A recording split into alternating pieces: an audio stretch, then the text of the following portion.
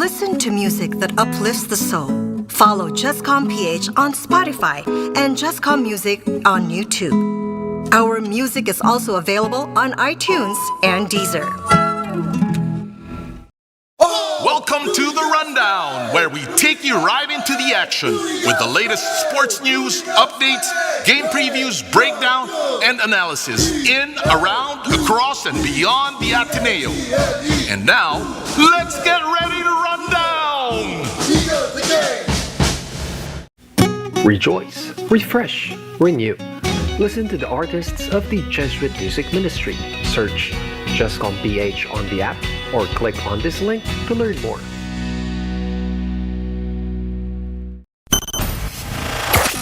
The UP Career Assistance Program proudly presents the Virtual Career Fair 2021, The World Awaits. Get the chance to explore opportunities from more than 60 companies, interact with industry professionals, and find your perfect job fit at this 3-day-long career fair. Visit us this coming March 22 to 24, 2021 at our website www.upcap.ph. This event is open to all university students and fresh graduates in the Philippines.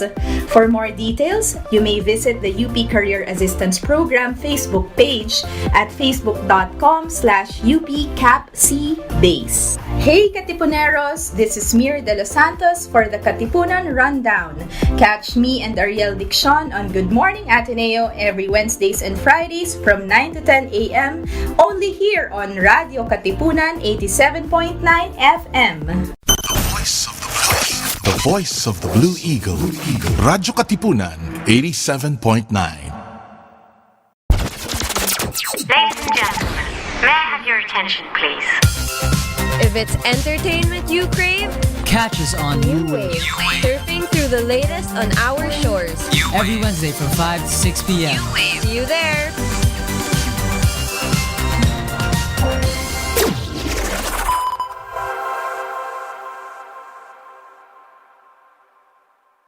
Radyo-Katipunan 87.9 FM.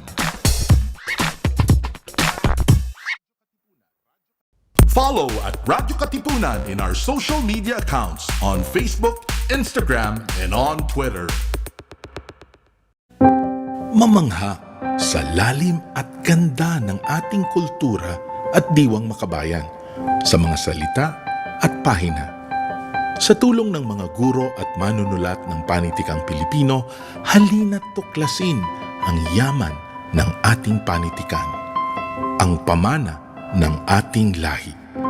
Ito ang Sari-Sari, tuwing Miyerkules, 11:00 ng umaga, dito sa Radyo-Katipunan 87.9 FM.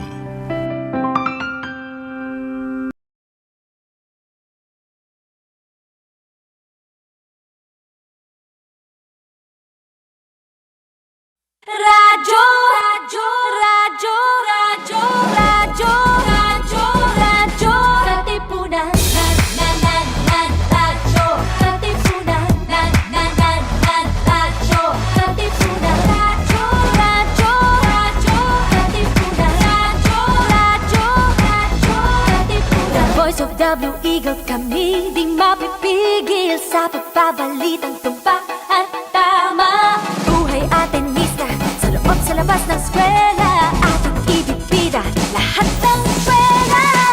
Radyo, radyo, radyo, Katipunan, radyo, radyo, radyo, Katipunan, radyo, radyo, Katipunan, radyo, Katipunan. Kawal ni Ignacio, Katipunero sugo, todo sa kayod, tunong at tulong. Ipag the Blue Eagle, galing hiding at tigil, blue and white, one big fight. Radyo, radyo, radyo, Katipunan, radyo, radyo, radyo, Katipunan, radyo, radyo, Katipunan, radyo, Katipunan, radyo, radyo, Katipunan, radyo,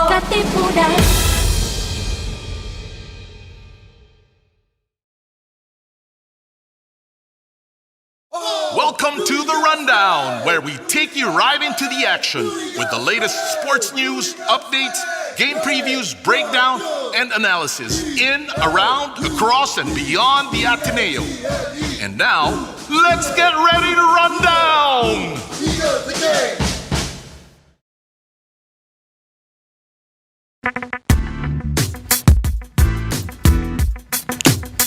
To you guys over here listening to us at radyo-katipunan Sports. You're hanging out again with me, Anthony, on this Wednesday afternoon. And joining us for the first time over here at Ateneans on radyo-katipunan Sports is former Blue Eaglet, former Batang Gilas player, former Iloilo Royals hooper. Tama ba yung resume, Jay? Tama naman yung wala naman ako na-miss doon. Okay, sige. So, and now, the newest member of Terra Firma Jeep in the PBA, Mr. JJ Javelosa. Jay, thank you so much for joining us. What's going on? Kumusta ka ngayon? Okay naman, thank you for inviting. Scared lang because of COVID na yun. Pero excited since 2018. 2020 was really a weird year. So, good thing basketball is back na. Yun nga eh. And of course, Jay, no? Good thing you're staying safe. Pero, welcome back to Ateneo, sort of. Alam ko, dapat nandun tayo on campus ngayon. Nasa studio tayo, if it weren't for COVID. Pero, syempre, ganito tayo muna. Pagtsagaan lang muna natin yung internet na pumuputol konti. But again, it's always a privilege naman for me to, highlight yung stories of Ateneo athletes natin, no? Such as yourself, especially kasi meron kang major milestone, not only sa career mo, pero sa buhay mo, making it to the PBA, diba? So, again, Jay, bro, well-deserved.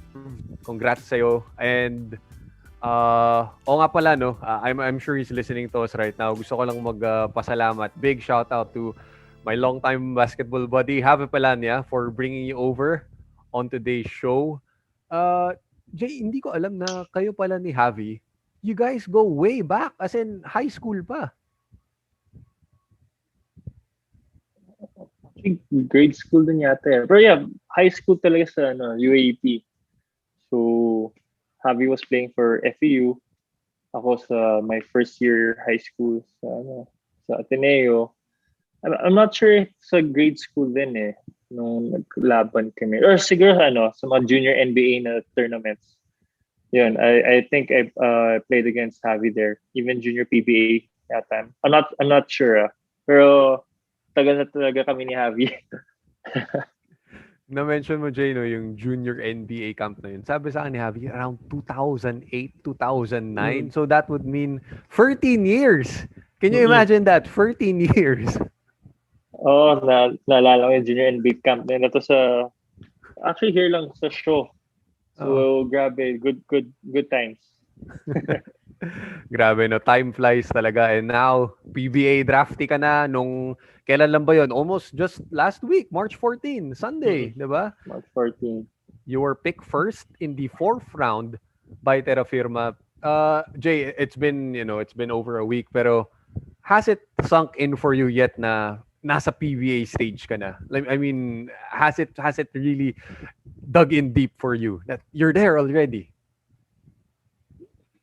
I know sometimes kasi parang wow, I'm here na rin nga kasi it was always been a dream then since grade school na to be in the PBA.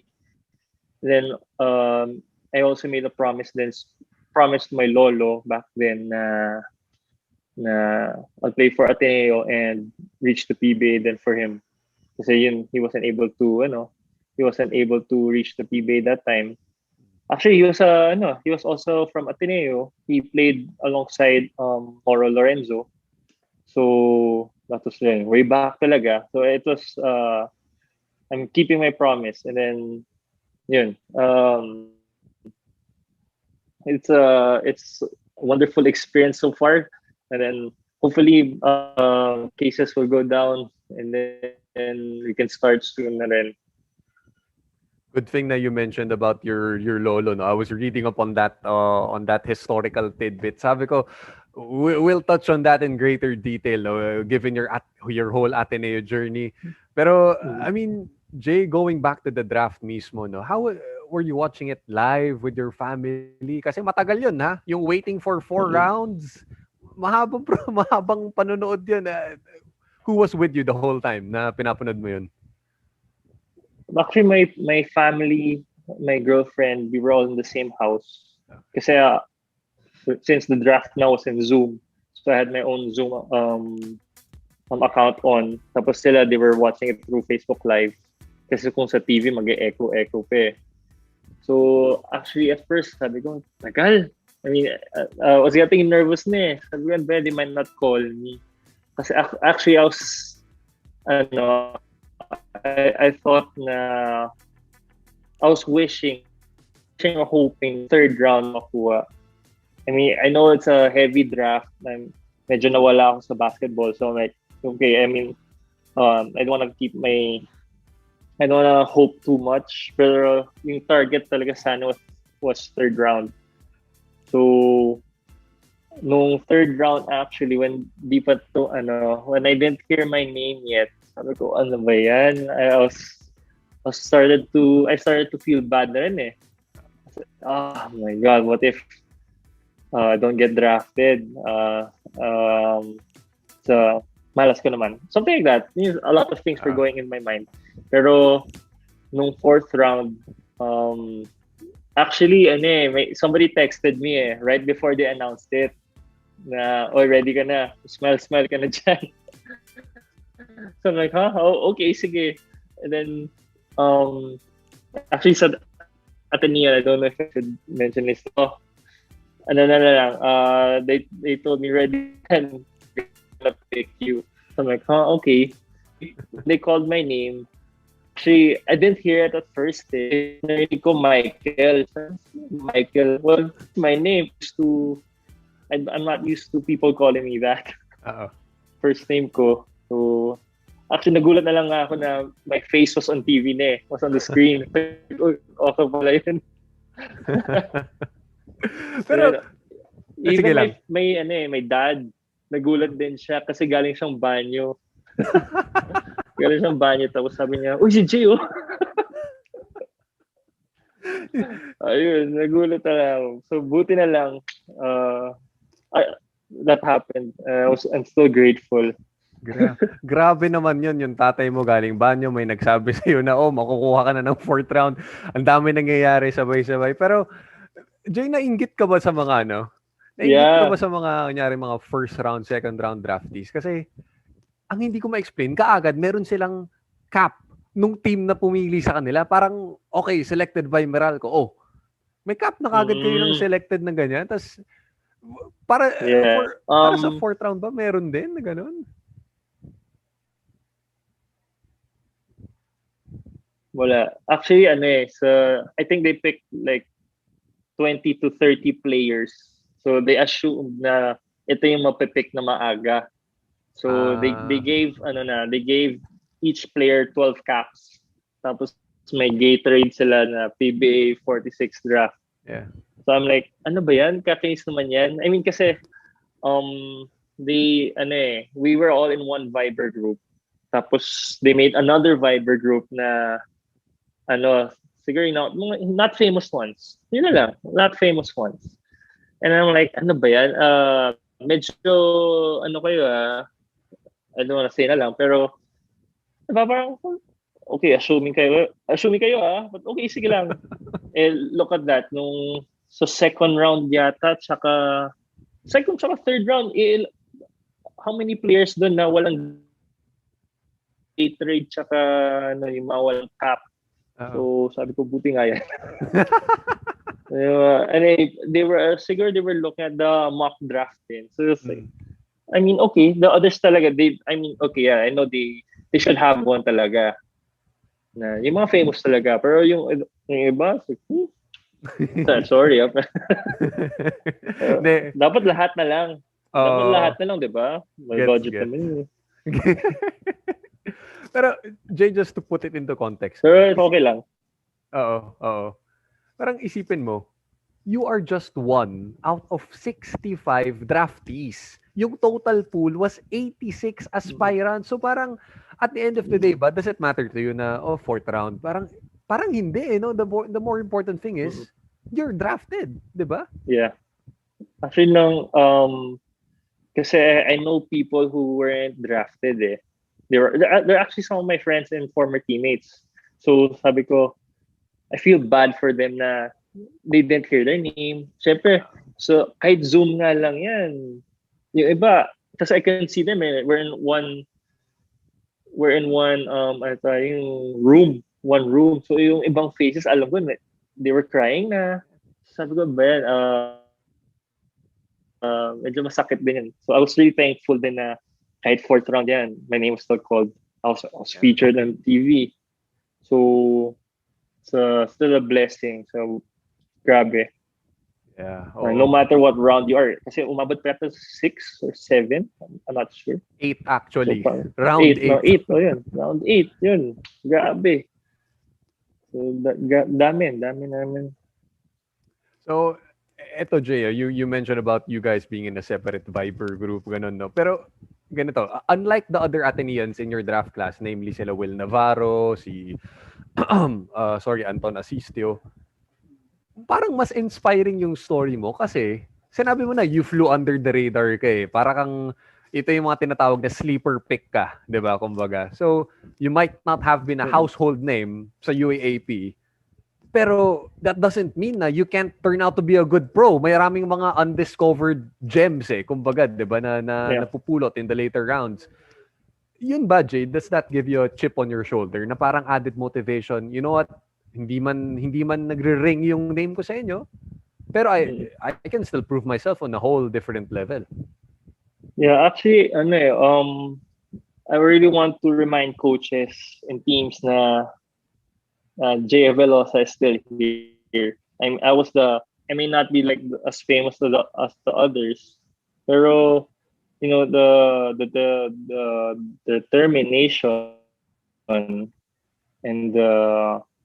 to get back there and prove na I belong sa PBA. Yeah. Kasi daming setback before and everything, especially in college. So parang it's a motivation talaga for me na ito yun.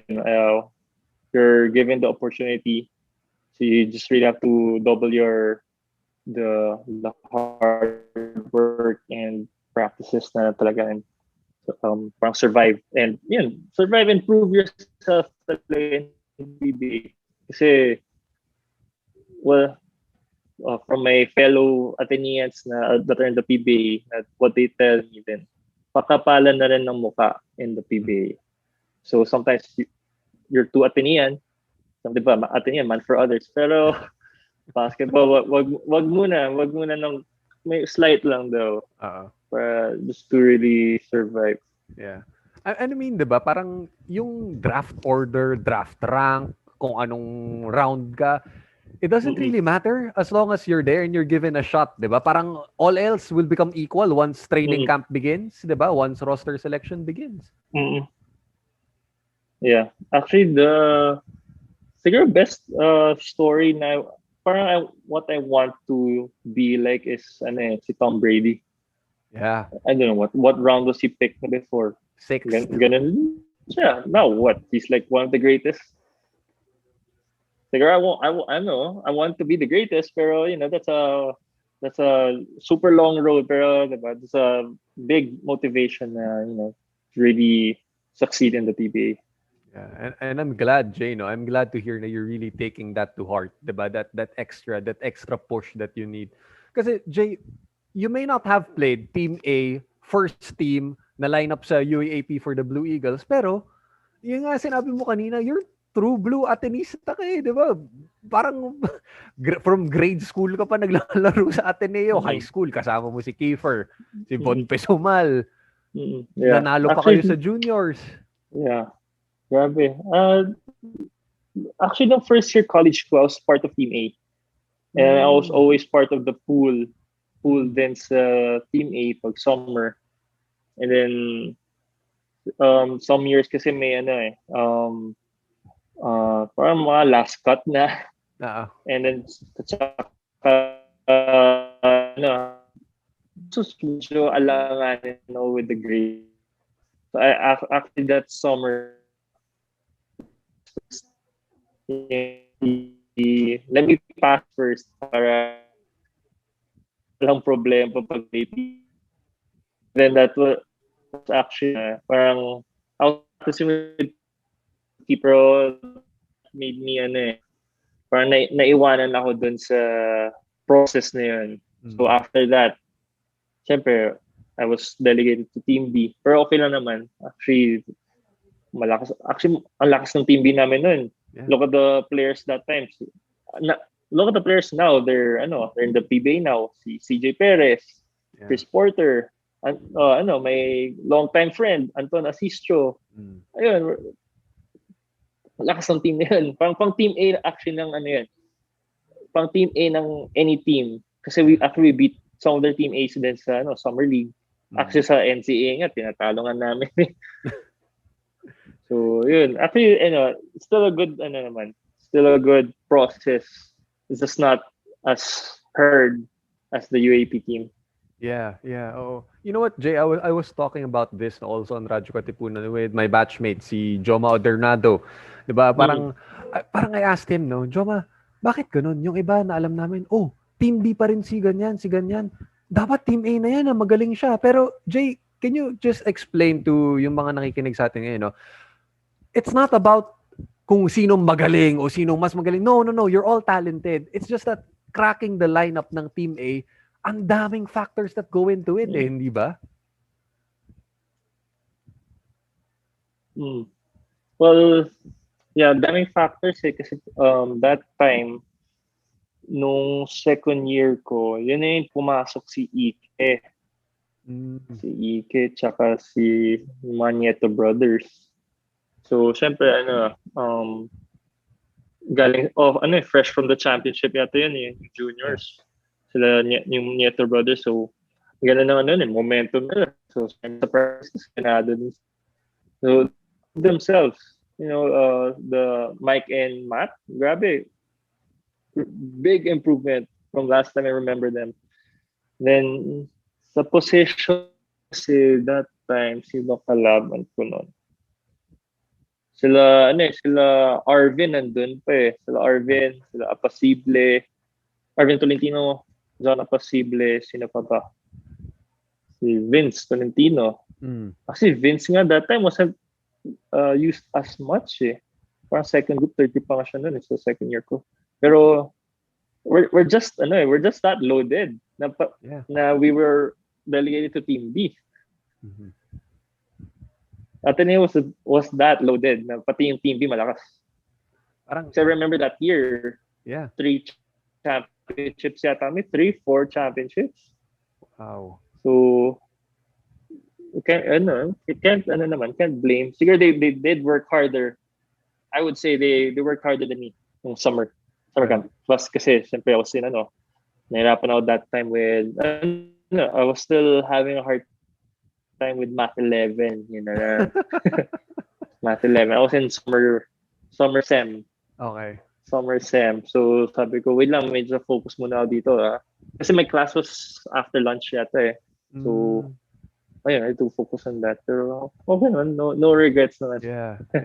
Alam mo, Jay, yung mga batchmates mo na yun, of that recruiting class, sila Arvin Tolentino, sila John Apasible, even Clint Doliguez, di ba? They all went their separate ways in college. They all move on to other universities. Pero ikaw, you stayed put in Ateneo, even though Team B ka, you di ba, you weren't able to, siguro, of course, you had plans of, diba, playing full-time, Team A, starting even, ganun. Pero, come to think of it ba, parang for you, in a way, natupad mo na rin yung promise mo sa grandfather mo na, you know what, I'll stay with Ateneo, I'll do whatever I can just to play for Ateneo. Even if it's Team B, I still represented Ateneo. Masasabi mo ba yun?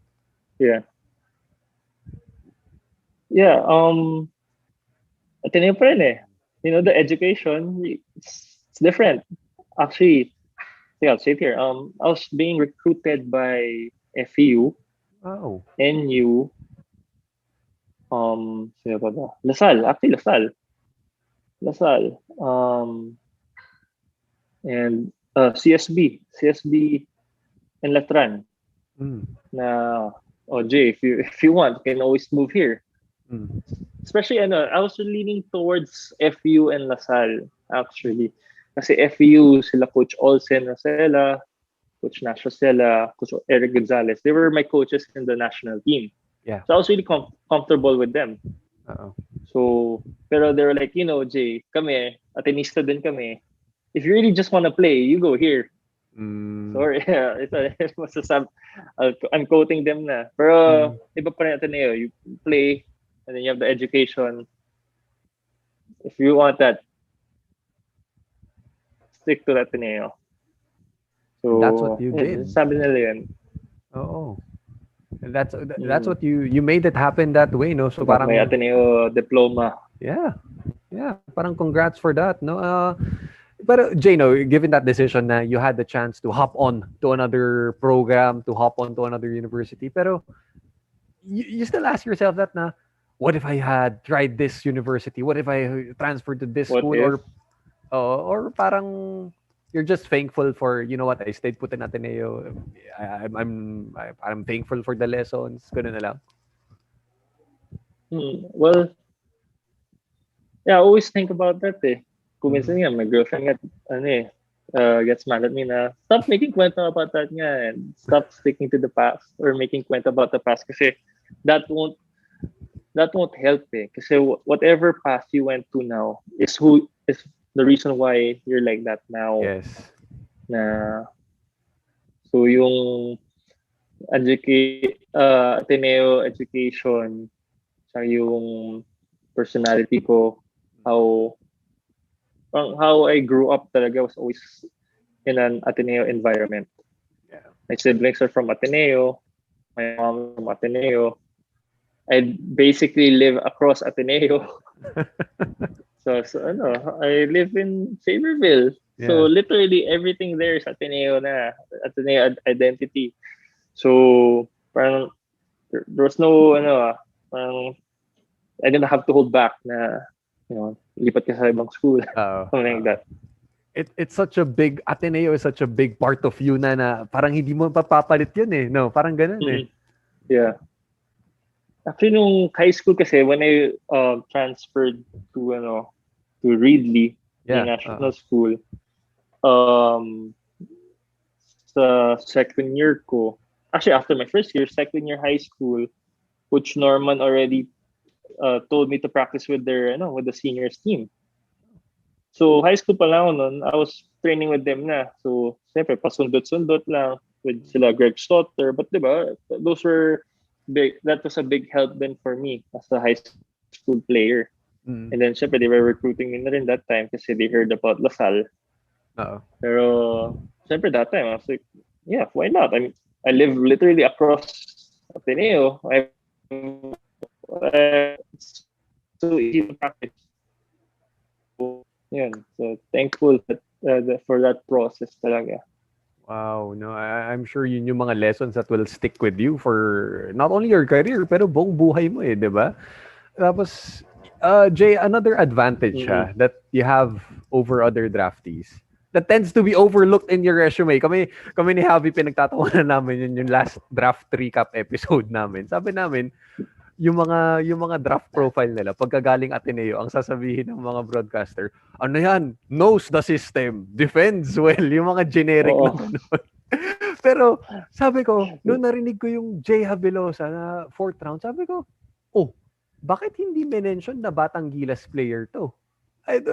Di ba parang sabi ko, na-overlook yata yun. Kasi Jay, you played for Coach Olsen dun sa under-16s. Alala ko yun. That included, oh my gosh, Jordan Heading, who is now drafted by Terra Firma. Nag-ano ka pa? FIBA Asia under-18. So parang, looking at that, yung Batang Gilas experience, Jay, how big was that? Yung in terms of yung development mo as a young hooper, you're exposed kagad to high level international hoops. Actually, I was the captain ball pa nga din eh. I was the captain, co-captain of that team. So Yung mga kalaban namin, sino ba? In the Asian teams, I forgot his name. Basta the 7-3 center of China. Yun, mga kalaban namin yun. Wow. Sa Iran, sa team players, they're all there now. So that experience talaga na playing against higher level of basketball. Was something different. That's really helpful. Tapos looking back then, syempre, actually si Isaac Go pa nga that time. He was just, lang yan si Isaac that time. He was just like our practice player sa under 16 until they included him in the pool kasi some of the players kasi had their high school commitments, yung mga Lasal Green Hills, yung mga San Beda.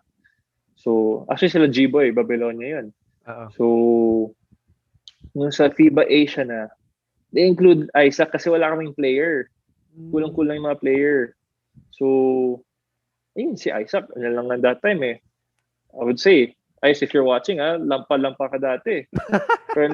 pero grabe Nens, Isaac, you the man, bro. Grabe improvement. Ang dami na jokes kay Isaac dati. So, who's laughing ka?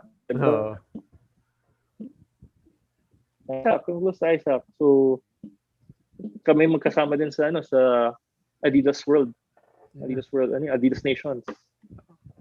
So, yun. Grabe. Good memories. I didn't know that na ikaw pala yung co-captain nung Batang Gilas at that time. So, wow, diba? They should have at least touched on that. Pero, you know what, Jay, parang going back over your career, no? I have a confession to make on air. The first time I saw Jay Javelosa play wasn't in Father Martin Cup nor any other summer league. Jay, it was the SBP finals back when you were in grade school. It was televised. It was televised. So, anong point ko dito? Hindi sa mga nakikinig sa amin, hindi sa matanda na ako na si Jay mas bata. Hindi yun yung point. Ang point ko dito, nung napanood ko si Jay live, SBP finals, grade school siya. You were the tallest player in that team. I remember that. You were the tallest player. But you were bringing down the basketball like a point guard. Sabi ko, who is this tall kid who's walking it up down the court? Na parang, he's comfortable. He's comfortable with ball handling duties. So, and this was SBP. This was before the era of positionless basketball, multi-skilled players. Now it got me thinking na, you're fully grown. You're 6'5" now. Imagine, if you can do the same things in a PBA game, baka pang international leagues ka pa. I mean, that's not that common in Asia, no? To find a guy na your height can be multi-skilled, multi-positional. Kasi, naalala ko, in some of your interviews, sabi mo, idol mo sila, Ranidel, sila Ping, ganyan. Pero, parang feeling ko, mas pang Gabe Norwood ka at your height. What do you think? Yeah, actually. Except not as good sa one-on-one defense niya. Not ibang level na si Gabe Norwood. Pero yeah, I actually watched Gabe Norwood din.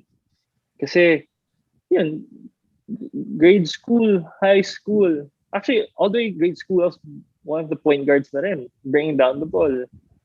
So, pero pagdating ng grade 7, tsaka first year high school, I was one of the tallest then.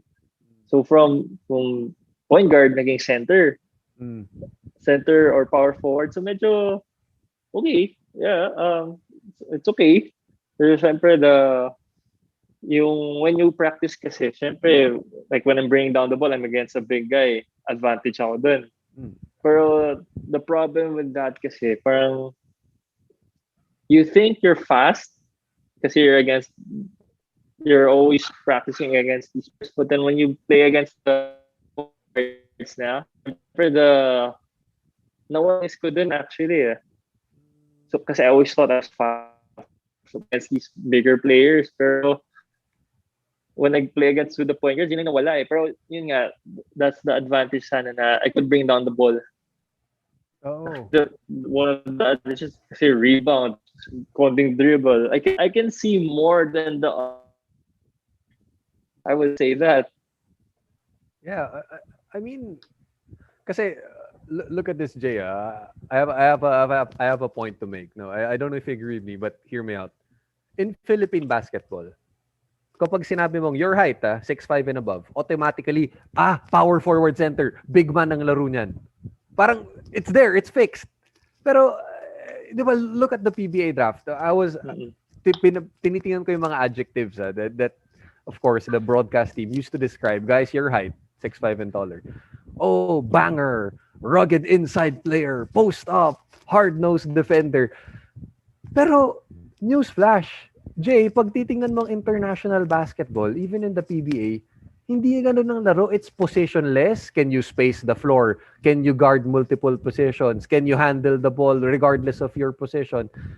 And even my perfect example is Luka Doncic. He's 6'7", 6'8". He plays point guard. He plays, di ba? Simple as that. He plays point guard.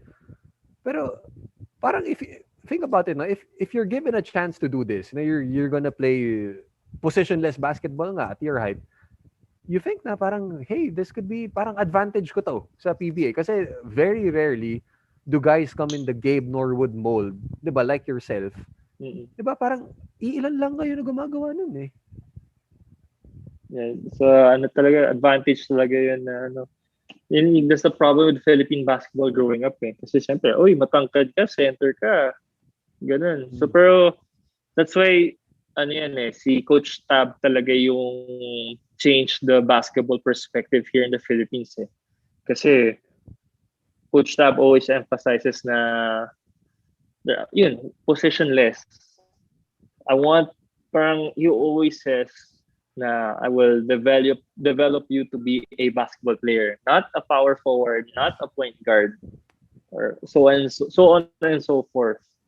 So actually yun ang na-miss ko with Coach Tab kasi when I got to train with him na syempre yung mga senior year ko and everything, syempre they had to focus on the younger ones also.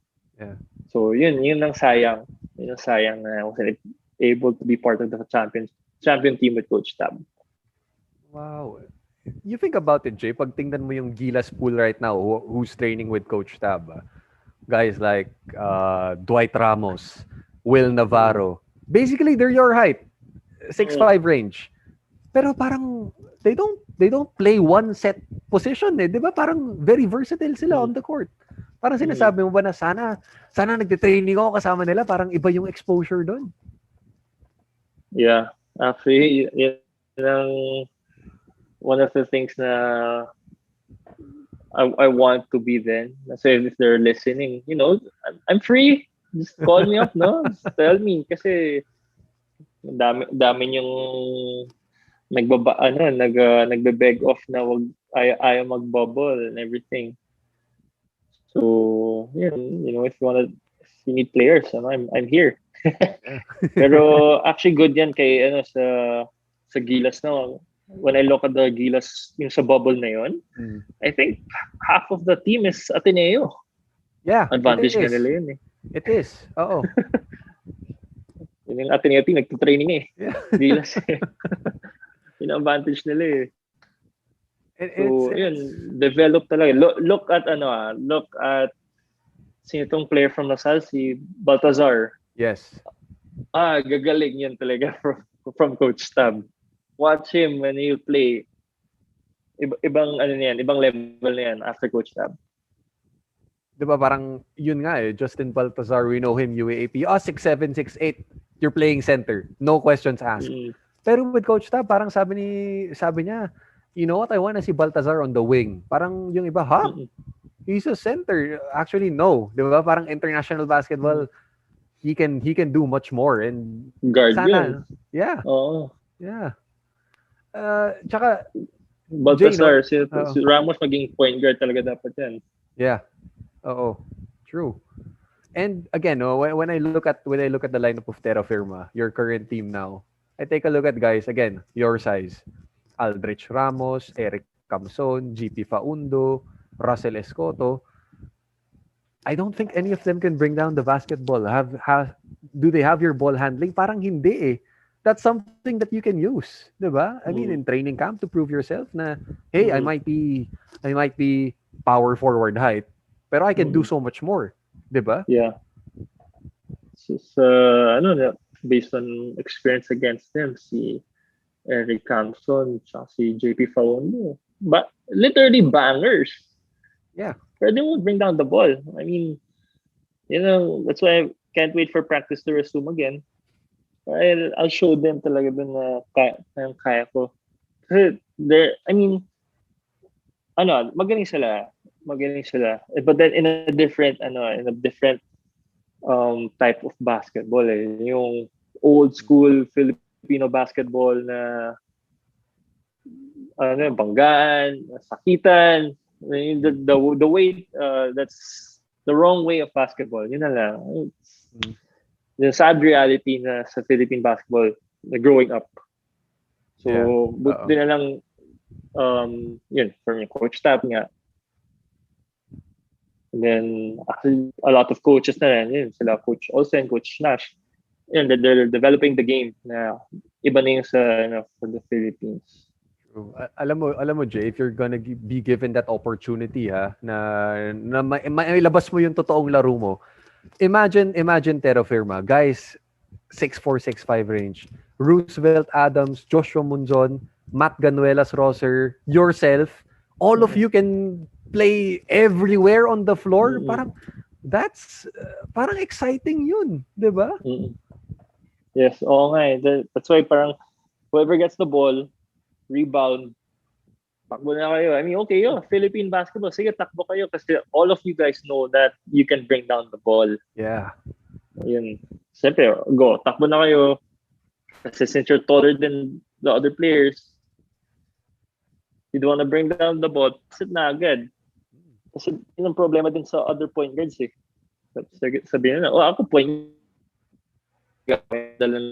But what they don't know naman na there are players ahead of you. I mean, nothing against the other point guards in the Philippines, pero don't hog the ball. Yeah, oo. Kaya dapat iba yung training sa lahat ng team. True. I agree. Tsaka, Jay, of course, diba, if you're gonna be given that opportunity, again, it's gonna take a lot of work from you. It's gonna take a lot of practice, diba? Pero I think before the PBA draft, you actually hired a trainer to keep you in shape, to get yourself back in the groove, no?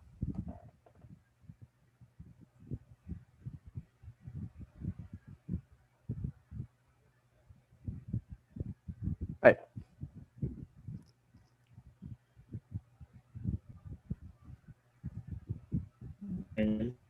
Ayan. Okay na? Nawala lang yata, Jay. Yung signal. Yeah. Okay lang. No, I was saying sana, of course, to be given that opportunity, kung sana mabigay yun sa'yo. It's gonna take a lot of hard work. Diba? Siyempre, you have to prove na kayang-kaya ko to gawin. Pero before the PBA draft, you actually hired a trainer to keep you in shape, no? But paano yung preparation mo na, given na yung competitive basketball mo was MPBL pa. So parang iba yun from training solo, diba? From getting into game shape mismo. Yeah. Sa training kasi lang yun half court lang. That's for skills lang. So yeah, actually pros and cons. So yung dribbling, yun talaga yung practice talaga. Shooting, isa rin yun. So individual skills talaga, it will go back. Pero yung iba pa rin yung pag team practice eh. Iba pa rin yung when you do the 3-man weave, 5-man weave. Wala yan eh. Kasi when you're example, you're just practicing by yourself, skills training. Paano ba? It's really different. So advantage nga na yun yung ibang PBA before that, before the draft was I don't know if they could train na. Siguro yung iba secretly. Yung sa ibang MPBL nga, secretly. Ito yung na-karma sila.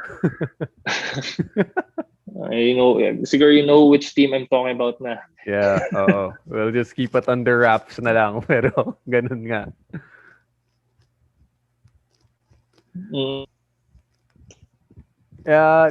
Pero Jay, no, see, Javi also told me about your rigorous schedule, no. Back when you were playing sa MBPL, parang sinasabay mo pa to sa work mo. How was that like?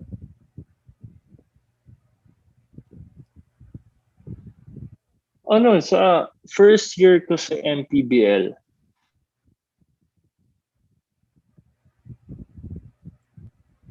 so 3-4 class. I scheduled all classes in the morning and afternoon, kung minsan sa gabi, a game. So,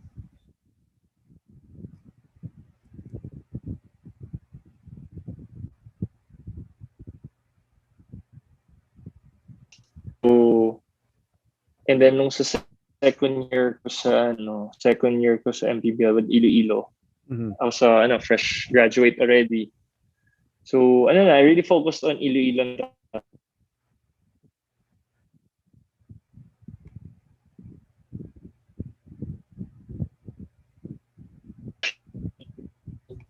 Asked me if I could still work for them while being in the PBA. So sabi ko, yeah, I can do both naman eh. Kasi I asked a lot of PBA players and coaches. Sabi ko, what do you guys do after practice? They're like, I don't know, namin, side business. Yung iba, lakwatsa, whatever they want to do. Kasi they're earning a lot na. Pero the others, they do side business. Siyempre, basketball's not forever then, di ba? So, I asked them, okay lang ba if I work for Ayala also? They're like, yeah. You do what you do. You do you. Sabi nila, you do you. Basta, just don't get injured. Okay. Nice. Siguro now, COVID, siguro just don't get COVID or just be careful na lang. Ayos naman yun, no? Pero Iloilo Royals, Jay, you played for your father's club, essentially, di ba? Yeah. What was that like? Kasi alam ko yung, di ba, yung pool of players ng Iloilo was mainly FEU, di ba? Well, tatlo lang naman sila. They're just three. And then everyone else is, yung Iloilo and other schools na. Pero our coaching staff was, FEU. Our coaching staff was FEU. Okay. Pero we're good friends din kasi Coach Nash, Coach Eric eh. We go way back sa national team. So from there kasi we had that bond na. And actually si Coach Eric kasi yung nagsabi sa dad ko eh, ikaw na lang kaya gumawa ng team. So they actually decided in the Coach Nash dad. So yun. Like, sige, gawa tayong team ng MPBL. So kasi that time, syempre, it seemed like a very good idea, which was, it was. I think we're the best. We were the best new team. We had the best record na new franchise. Okay. So achievement din yun. Yeah. Natalo lang kami sa first round against Basilan. Pero, it's still an achievement din eh.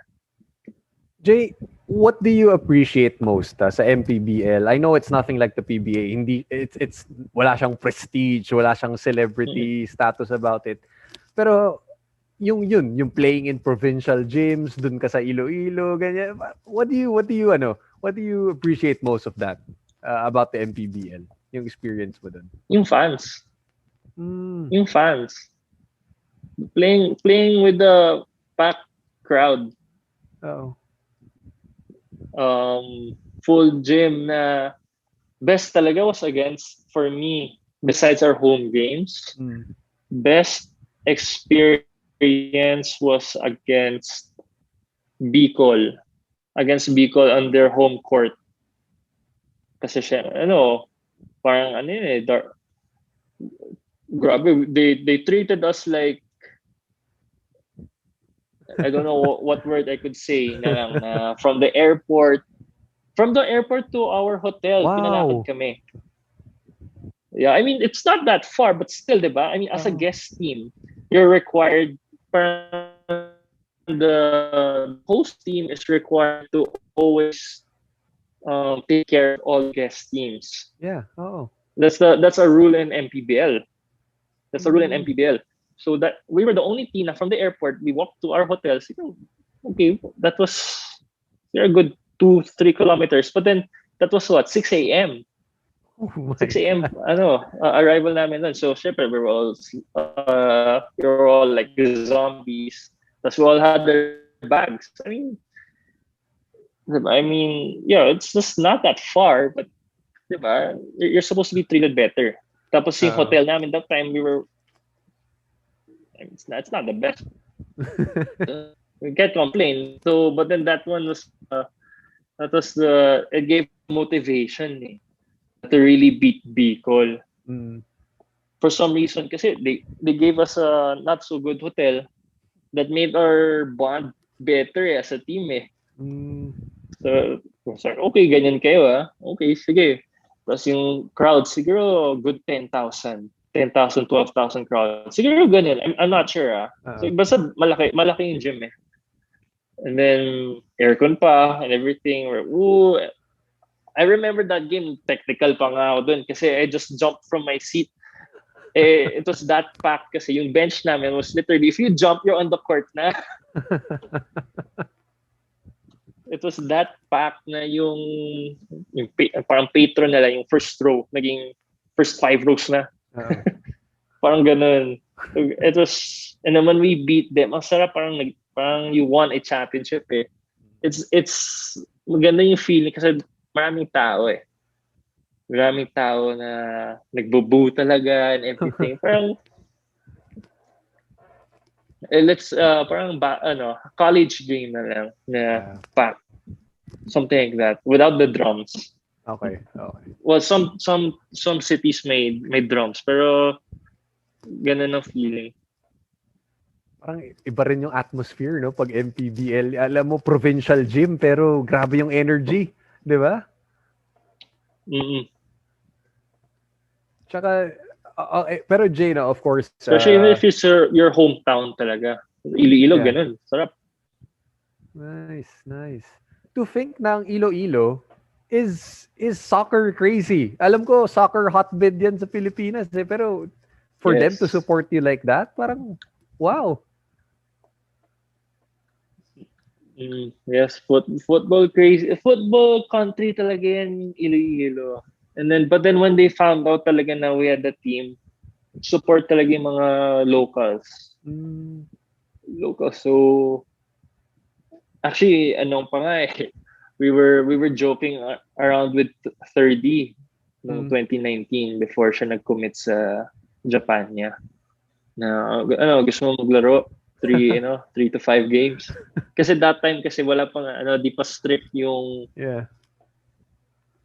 Di pa sila strict sa UAP player. So basta you're from that hometown, from that city, you can play straight from UAP. Wow, okay. So dinajoke namin si 30 sana.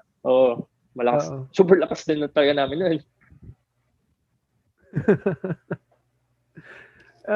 For sure, mas stop si Bulanadi nun. Oo. 30 pa naman. So, Ilonggo rin pala siya yung roots niya.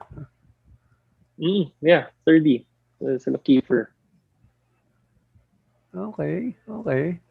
Pero Jay, of course, you had to move on from the MPBL. No? How supportive naman yung Iloilo Royals, the management, your dad, your coaches doon sa Iloilo. How supportive were they of you when you said na okay, it's time for me to test the waters sa PBA draft?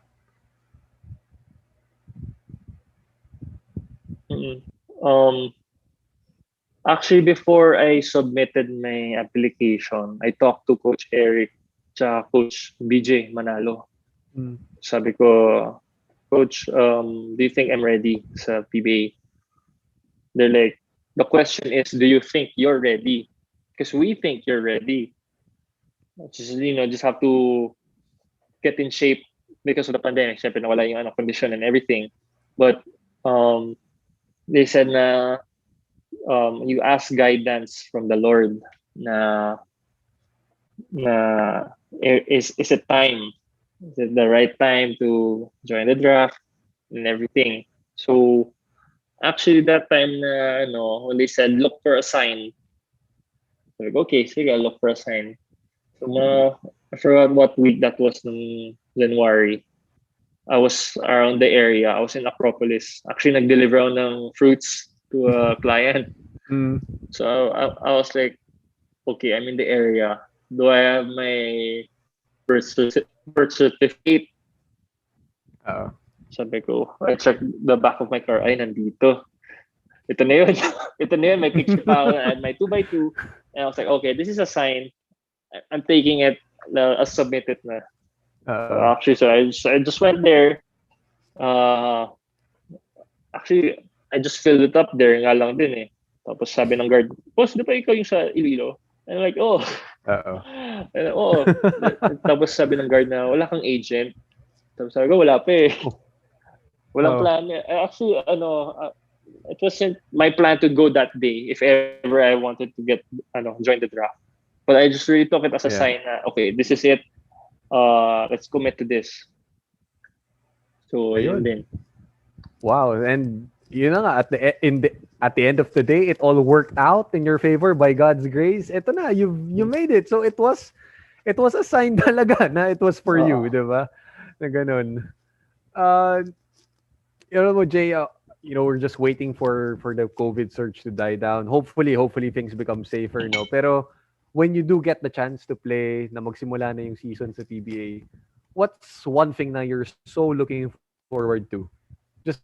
Just with your new club Terra Firma, with the chance sa PBA. What I'm looking forward to, actually, just putting on that jersey eh. And then seeing my name, tapos may nakasi PBA. Ako, siguro I'm gonna get emotional that time. Whenever that will be. Na I've reached my dream. Now let's stay in this dream and work harder for that. So, yun, I can't wait kasi actually new color nga din yan. Yeah. Firma, green yan. Okay. Green yan. So, looking forward to it. Pero I'm sure pinaka-proud dyan syempre yung lolo mo. Diba? You made your promise to him to play basketball at the highest level. Ito na, natupad na. Diba?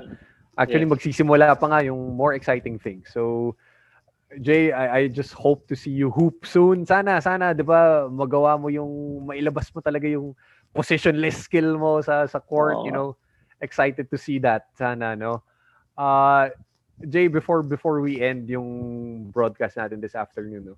May nahugot lang ako na article, no? It's dated March 24, 2014. It's the same day as today. Okay? Same day as today. Pero 7 years na nakaraan. This was from Slam Philippines. This was about the Slam Rising Stars game. Okay, napulot ko to. And I wanted you to hear this. Okay. So yung Slam Philippines, gumawa sila ng parang scouting report mo for the Rising Stars game. And I want you to just let me know what you think of your past self. Okay? Pag binabasa ko yung mga sagot mo dito hindi ng iba. Okay. So ito yung profile nila. I'll read it for you. Jay Javelosa, age 18. 18 ka pala nito. Okay? So height 6'5", weight 190 pounds, high school, Reedley International School, committed to Ateneo. Nandito pa yung awards and achievements mo. So, Batang Gilas, Energen Pilipinas, Adidas Nations Team, so on and so forth. Okay, ito na. True or false pa rin? Pre-game ritual. Ang sabi mo, I load up on carbs with pasta like carbonara with no ham in it and then music lang. True or false? Ayun. Sometimes lang yung pasta. So, siguro, I don't know. I wouldn't say some days kasi iba eh. Pero siguro based on the diet now, false na dapat na. Hindi na dapat na yan. Okay. Ito, song on repeat. Ang sagot mo dito, just to pump me up, dubstep.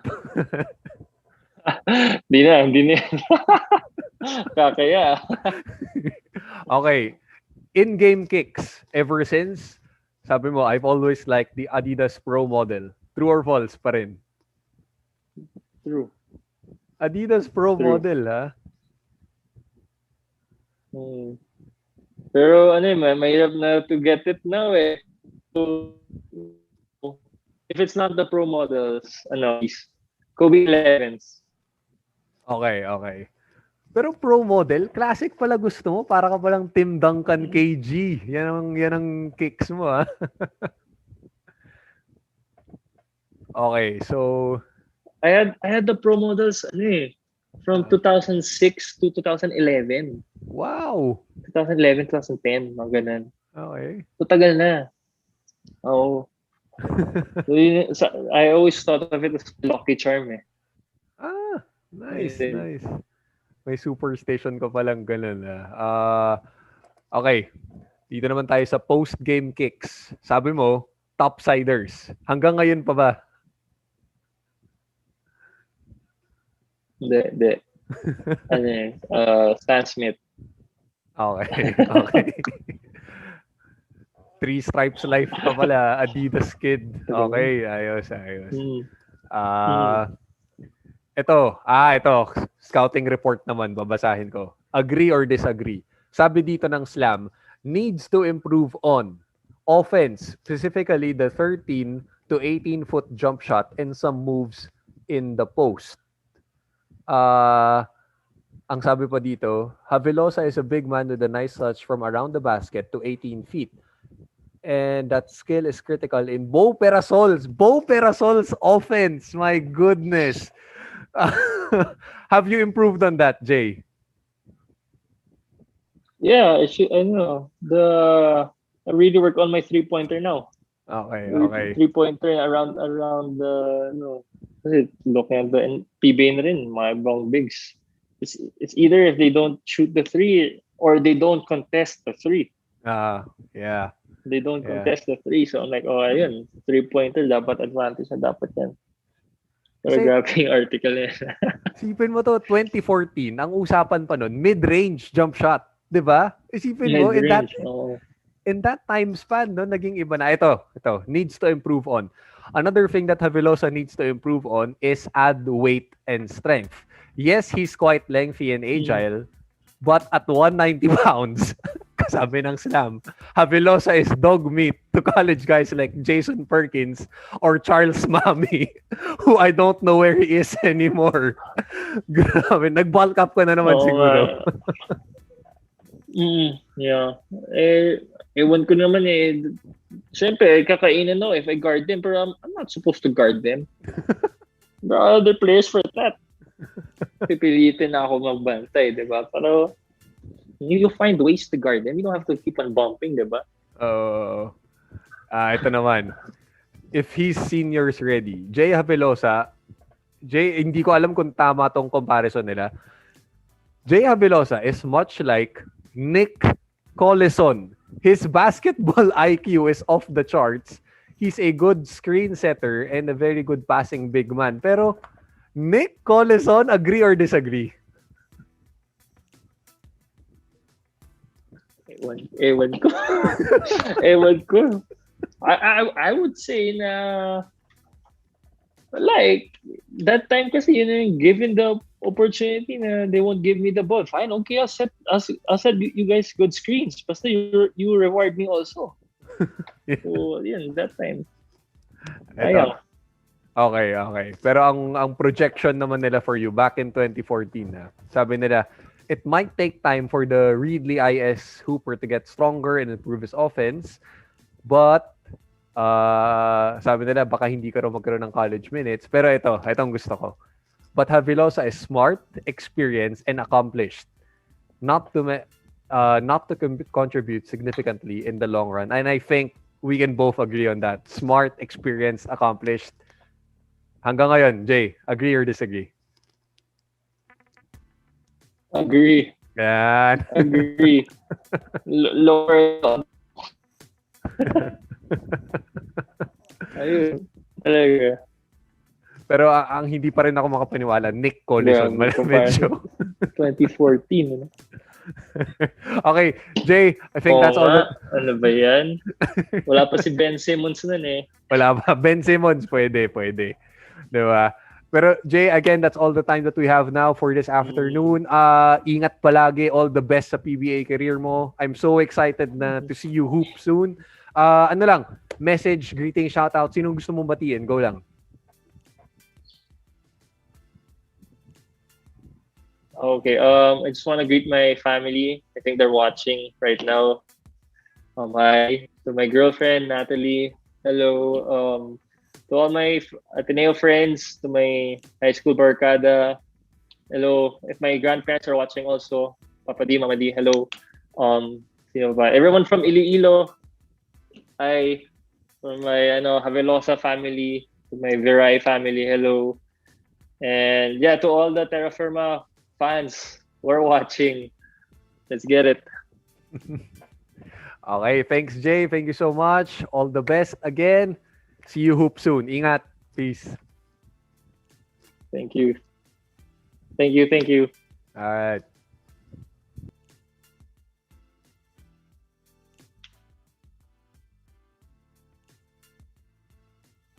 Welcome to The Rundown, where we take you right into the action with the latest sports news, updates, game previews, breakdown, and analysis in, around, across, and beyond the Ateneo. And now, let's get ready to run down!